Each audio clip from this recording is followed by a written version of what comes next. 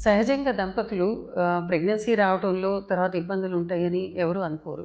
అయితే పెళ్ళైన కొత్తలో ఎక్కువ మంది దాదాపు 2, 3 సంవత్సరాల వరకన్నా గ్యాప్ ఇద్దామని చూస్తారు. మరి దానికి ఏవైనా కారణాలు కావచ్చు. ఎడ్యుకేషన్ కావచ్చు, కెరియర్ కావచ్చు, ఆర్ అట్‌లీస్ట్ ఒకళ్ళనొకళ్ళు అర్థం చేసుకోవడానికి కొంచెం సమయం కావాలనుకోవచ్చు. అట్లాగే సరే కొంత టైం మళ్ళీ బిడ్డలంటే రెస్పాన్సిబిలిటీ కదా! కొంత టైం ఎంజాయ్ చేద్దామని కావచ్చు. ఇలాంటివన్నీ ఉండటం వల్ల ఎక్కువగా దంపతులు కొన్ని సంవత్సరాలన్నా గ్యాప్ ఇచ్చి తర్వాత బిడ్డల కోసం ప్రయత్నం చేస్తున్నట్టుగా చూస్తున్నాం. ఎప్పుడు ప్రయత్నం చేసినా చేయగానే అదే సమయంలో గర్భం వస్తుందని చాలామంది దంపతులు ఎక్స్‌పెక్ట్ చేస్తూ ఉంటారు. అలా జరగని పక్షంలో వారిలో ఉండే ఆ స్ట్రెస్ ఇవన్నీ కూడా ముందు కంటే ఎక్కువగా చూస్తున్నాం. మరి ఈ మధ్య కాలంలో ఏంటంటే అన్నీ ప్లాన్డ్‌గా, స్ట్రీమ్‌లైన్డ్‌గా జరిగిపోవటం వల్ల మనం అనుకోగానే కంప్యూటర్ బటన్ నొక్కినట్టే బిడ్డలు కూడా రేపు పుట్టేస్తారు అని అనుకుంటా ఉంటాం. అలాంటిది కాదు.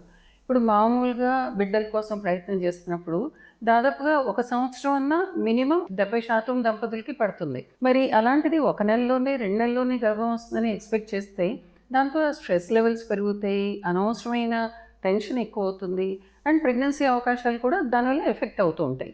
మనం గుర్తుంచుకోవాల్సింది ఏంటంటే, మనం ప్రయత్నం చేయగానే గర్భం వస్తుంది అని మనం అనుకోవటానికి లేదు. ఇవన్నీ కొంచెం టైం పట్టొచ్చు. యూజువల్‌గా ఏం జరుగుతుందంటే అదొక రకమైన గిల్టీ ఫీలింగ్. అంటే అది అయ్యో! ఇంతకాలం మనం వద్దనుకున్నాం. ఇప్పుడు ప్రయత్నం చేస్తున్నామనో, ఆర్ ప్రెగ్నెన్సీ రానప్పుడు నా వల్ల రావట్లేదా? ఆర్ లేకపోతే హస్బెండ్ వల్ల రావట్లేదా? ఇట్లా ఒకళ్ళ మీద ఒకళ్ళు గిల్టీ ఫీలింగ్స్ రావటం.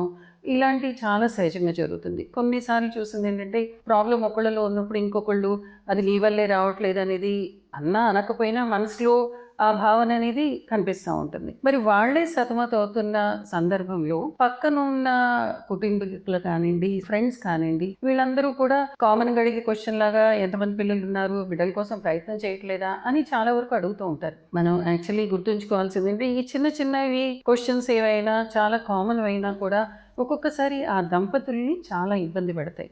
దానివల్ల వాళ్ళు ఇంకా ఎక్కువ ఎమోషనల్‌గా ఫీల్ అయ్యి ఎవరో పాయింట్ ఔట్ చేస్తున్నట్టుగా ఫీలింగ్స్ ఇవన్నీ ఎక్కువగా జరుగుతాయి. అండ్ పక్కనున్న పేరెంట్స్ కానీ ఇప్పుడు ట్రీట్మెంట్స్ జరుగుతున్నప్పుడు కూడా ప్రెగ్నెన్సీ తొందరగా వచ్చేస్తే సరే రాలేదనుకోండి, చాలామంది అడుగుతూ ఉంటారు. ఏంటి మీరు అసలు ట్రీట్మెంట్ తీసుకుంటున్నారా? లేదా? ఎక్కడికెళ్తున్నారు? ఇంకెక్కడికన్నా వెళ్దామా? ఇలాంటి సలహాలు, క్వెషన్స్ అవన్నీ చాలామందిని ఇబ్బంది పడతాయి. అండ్ చాలామంది చెప్తూ ఉంటారంటే, నాకు పీరియడ్స్ రాగానే ముందు అన్నిటికంటే ఎక్కువ భయం మా అత్తగారు ఫోన్ చేస్తారు, లేదా మా అమ్మగారు ఫోన్ చేస్తారు. వాళ్ళు ఎన్ని 100 క్వెషన్‌లు అడుగుతా ఉంటారు. నాకు చెప్పటం ఇష్టం లేదు. వీలైనంత వరకు కొంత దంపతులకి ప్రైవసీ ఇవ్వటం అనేది చాలా ముఖ్యం. అంటే కొంతవరకు సపోర్ట్ ఉండాలి వాళ్ళకి. ఐదర్ సపోర్ట్ సిస్టమ్స్ ఉండాలి, ఆర్ లేకపోతే ఫ్యామిలీ మెంబర్స్ సపోర్ట్ చేయాలి. కానీ ఎక్కువగా క్వెషన్స్ అడిగి వాళ్ళు ఇబ్బంది పడుతున్నప్పుడు దాని నుంచి దూరంగా ఉండటం మంచిది. ఇవన్నీ సోషల్ ప్రెషర్స్ ఎవరికైనా ఉంటాయి. ముందు ముఖ్యంగా meditation, exercise, balance diet, life ఇవన్నీ చేయటం వల్ల కొంత స్ట్రెస్‌ని కోప్ చేయటానికి కూడా దంపతులకి చాలా వరకు హెల్ప్ చేయొచ్చు.